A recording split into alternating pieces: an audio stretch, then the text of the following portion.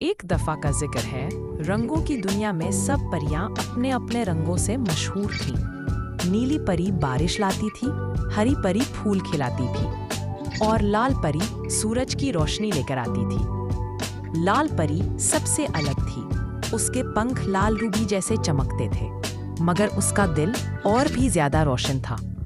एक दिन अंधेरे की छाया ने परी लोक पर हमला कर दिया। सब परियां डर गईं। रोशनी बुझ गई और आसमान का रंग काला पड़ गया।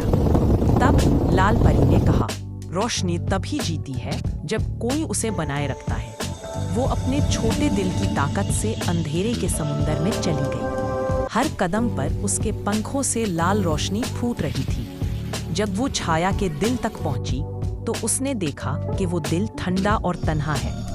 लाल परी ने अपनी रोशनी का एक टुकड़ा उस दिल को दे दिया और एक जादू हुआ।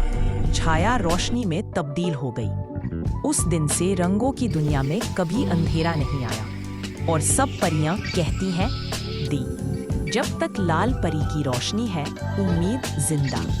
कहानी का पैगाम, असली खूबसूरती रोशनी में नहीं, दिल की हिम्मत और नेकनियत में होती है।